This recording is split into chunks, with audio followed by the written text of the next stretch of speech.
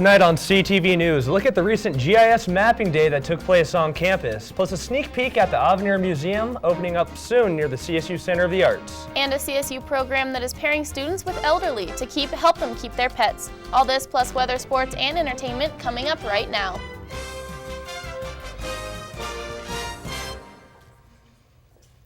Good evening, Rams. I'm Karsen Buschjost. And I'm Grace Reeder. Thanks for tuning in to CTV News.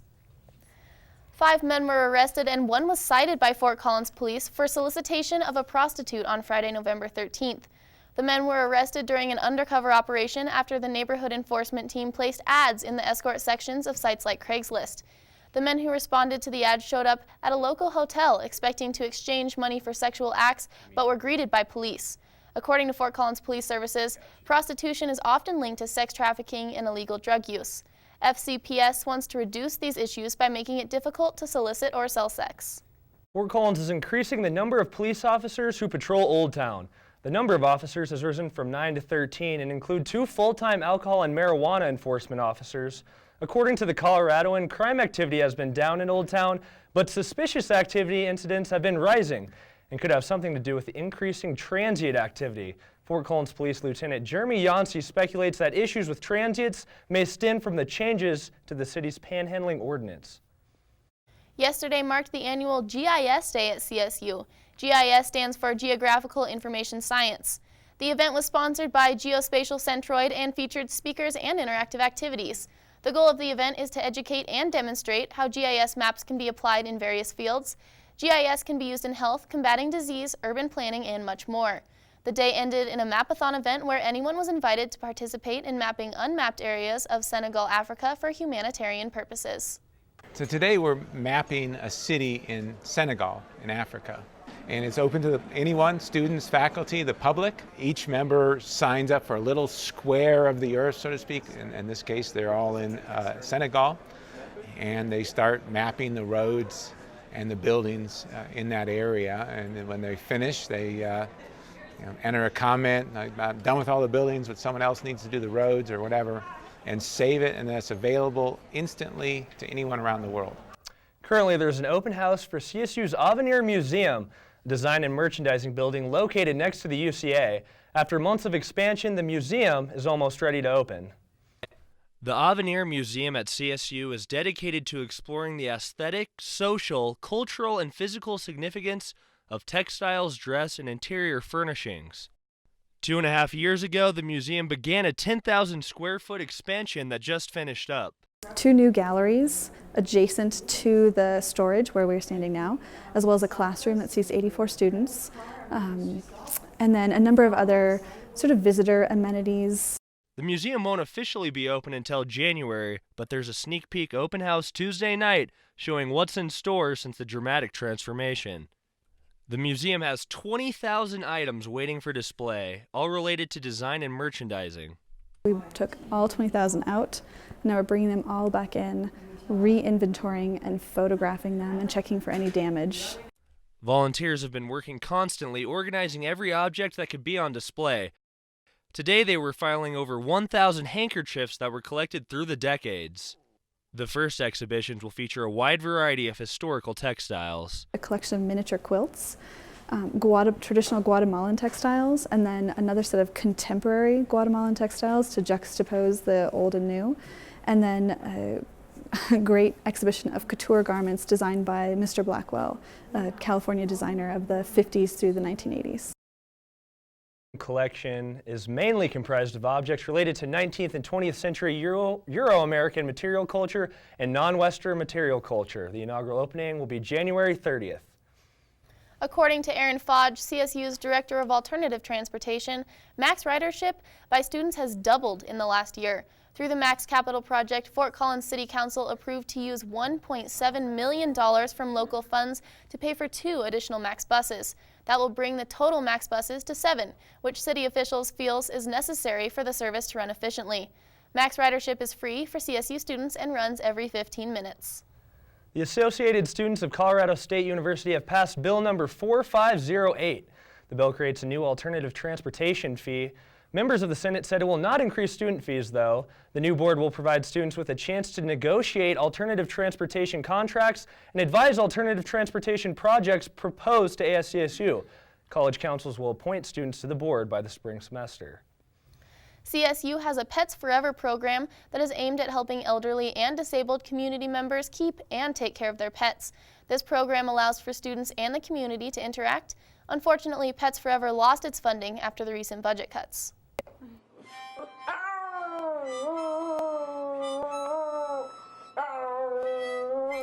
Pets Forever is a program at CSU aimed to help elderly, disabled community members care for their pets. Sure. So Pets Forever is a nonprofit organization in collaboration with the CSU Foundation, and what we do is our primary purpose is to help people keep their pets for as long as possible. Students help community members with in-home care, dog walking, pet transportation, and delivery of pet and food supplies. It is students that are involved in this, so it's a service learning course. So both graduate and undergraduate students can sign up for the course, which is a 3-credit course. And we're always looking for new students, and I know that now is the time to register, so it would be great to get some additional students. This program offers help to around 155 seniors and people with disabilities at any given time. Our clients are all low income, and then they live in Fort Collins or Loveland, and they have to need services that we can provide. So that in-home care piece is really what we're looking for. So they're either 60 or older or disabled in some capacity. Unfortunately, the program is losing funding after budget cuts, so they're looking to philanthropic efforts. Lots of times these animals are the only family members that they have, and this is their companionship, and so it would be such a loss for these people to not have those animals. The program hopes to continue running off of philanthropic efforts. To donate or learn more about the program, visit petsforever.colostate.edu. Coming up next, weather anchor Sierra Cymes with the latest Fort Collins weather forecast. Don't go away, CTV News will be right back. Tune in to KCSU, your student-run radio station at Colorado State University. Live 24 hours a day, every day at 90.5 FM and kcsufm.com. Live local new music now, and news, talk, and sports. KCSU, the radio voice of Colorado State, on the air since 1964. You're watching CTV, produced by Colorado State University students, bringing you news, weather, sports, and entertainment from campus and beyond. CTV live Monday through Thursday at 7 p.m. on campus and Fort Collins on Channel 11. Repeats at midnight, 8 a.m., noon, and 2 p.m. The Rocky Mountain Collegian is your student-run news and information platform. Pick up your paper on campus or around Fort Collins Monday through Thursday with special editions Fridays. And check out collegian.com anytime for all the latest updates. News, sports, entertainment, opinion, and more. The Rocky Mountain Collegian, serving Colorado State since 1891. College Avenue has been your student magazine for the last 10 years. College Avenue prints once a month covering topics that are relevant to the CSU and Fort Collins community. We also print special editions like the graduation guides at the end of each semester, the best of CSU each fall, and the orientation guide each summer. Look for us on racks around campus, off campus, or online at collegian.com under the College Avenue tab. Welcome back. I'm Sierra Cymes with your weather. What a beautiful day it was. A little nippy when the sun went behind the clouds, but no gusting wind, which was a welcome change from yesterday. Currently it's 29 degrees and partly cloudy, but here on our live cam you can see a bit of a fog that has settled over Fort Collins. This is because the high level clouds have left the air to hold on to those condensed water vapor droplets that have chilled. So let's see where the temperatures are going to take us through tonight. For tonight, Grand Junction is going to be at 30. We are seeing 20s in Telluride, Vail, and Craig, teen in Gunnison, Alamosa, 10 degrees there. Along the I-25 corridor, some 20s, 23 in Pueblo, 27 in Colorado Springs, 27 as well in Fort Collins, 30 in Denver. Along the Eastern Plains, we are seeing some low 20s in Lamar, Burlington, and Sterling, 19 in Lyman. For the highs, we are seeing some 30s and 40s along the western slope with 51 in Grand Junction. Up the I-25 corridor, we are seeing some 40s and 50s, 47 in Denver, 44 in Fort Collins. Along the Eastern Plains, we are seeing some 30s and 40s, 41s in Burlington and Lamar, 39 in Lyman.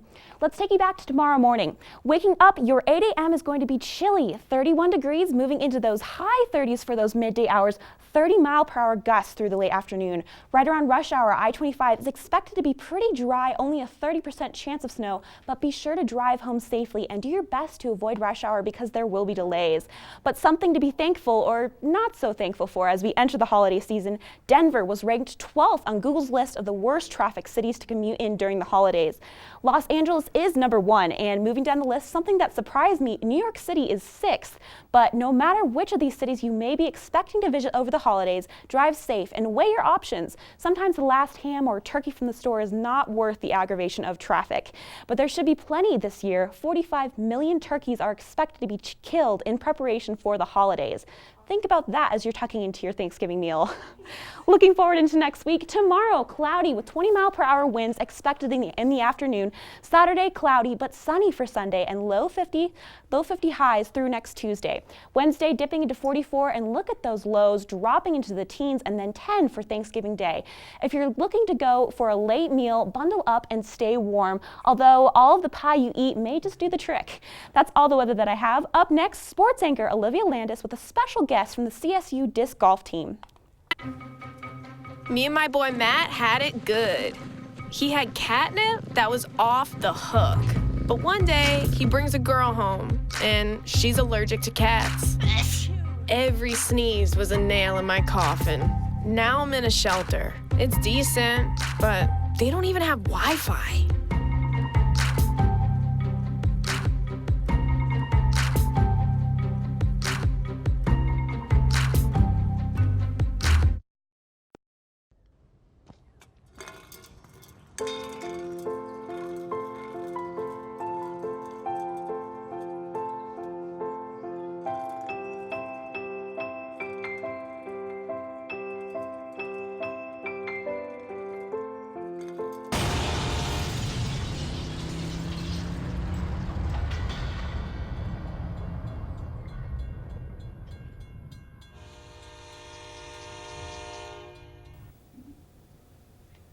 Welcome back from the break, Rams. I'm sports anchor Olivia Landis, and today joining me we have Connor Mitz here from the CSU Disc Golf Club Sport. Thanks for joining us. We really appreciate it. Yeah, hey, thanks for having me on.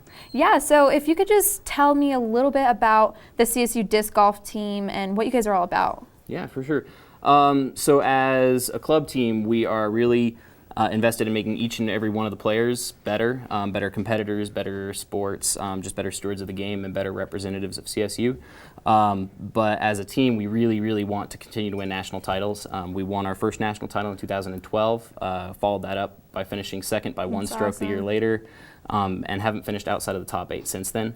And so we'd like to keep continuing that legacy on as long as we can. Oh, of course. And I mean, a lot of people don't know about this sport. They don't know that it's a sport here at CSU. So how do you get more people to join this and raise more awareness of this? We have a table out at the Slice Involvement Fair at the beginning of every semester in the plaza at CSU.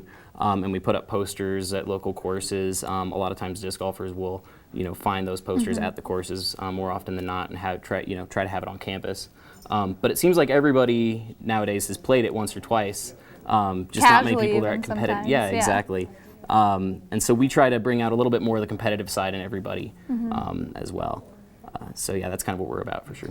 When did you get started, and how did you find out about this? I started playing disc golf with about 2 years left in high school, and I just found the club by running into the president on the course my freshman year here. I didn't know we had a club team, but he told me about it and told me I would be a good addition to the team, so I went ahead and went out, and here I am 4 years later. That's awesome. So with you today, you brought a few discs, right? So would you like to show us what each one is about and what you use each one for? Sure.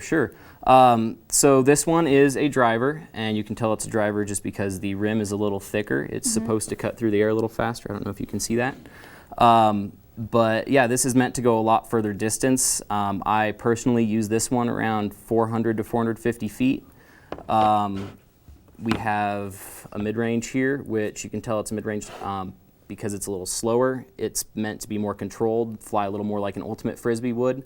So you're supposed to, it won't go as far. I wouldn't use this one further than 350 feet, but I can aim it a lot better than this one. And here we have a putter with a lovely ram head on it. Yeah. And this one is used for the most control. It flies the slowest. It won't go the furthest. I can't throw this one much further than 300 feet. But it's a lot better for control really close to the basket when you want to make sure that you aren't very far away. That's awesome. Well, thank you so much for coming on the show, and we really appreciate having you. But up next is Moll Baltzar with entertainment.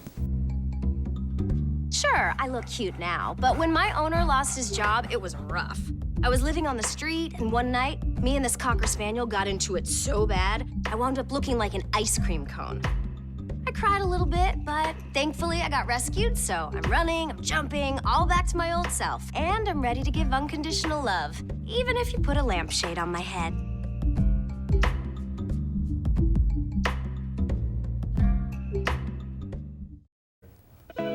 Test scores, GPAs, credits complete. They say what you've done, but they're only part of who you will become. With each new experience, discovery, and triumph, you become who you were always meant to be. And what you'll remember most is your state of curiosity, state of unity, state of awe.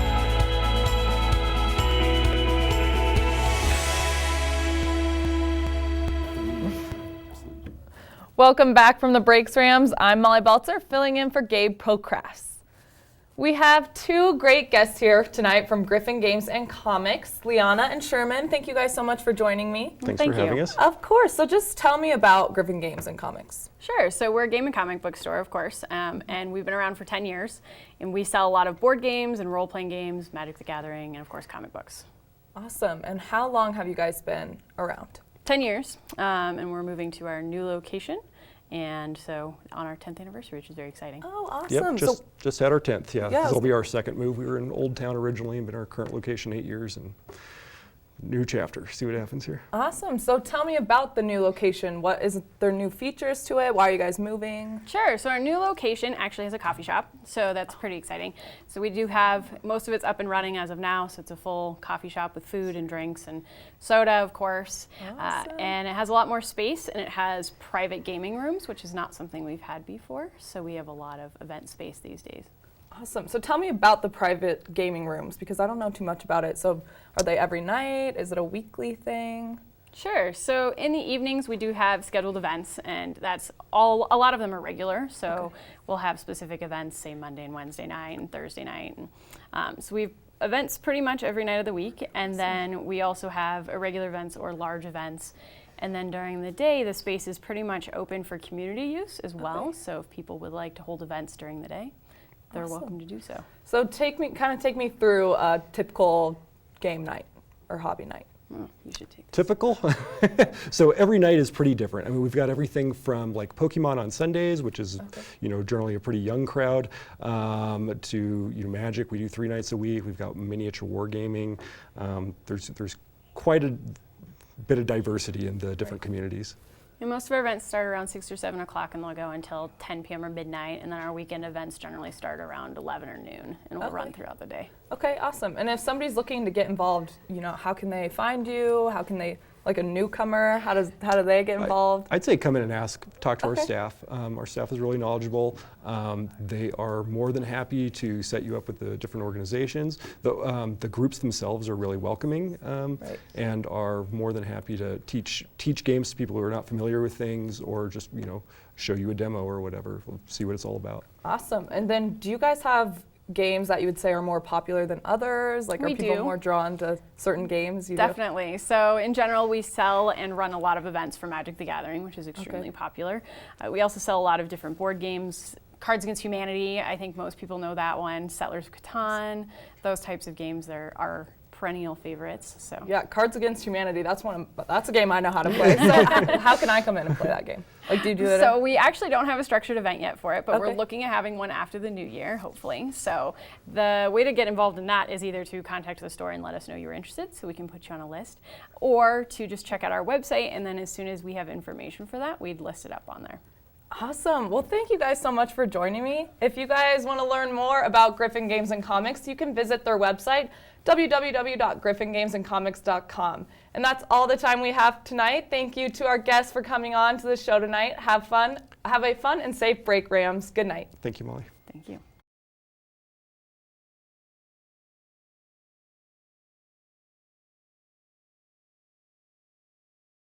This is CSU TV 11 from Colorado State University, featuring university programs, student productions, and other community programming. Contact us via email, csutv11@colostate.edu, or call 970-491-6643. Thanks for watching.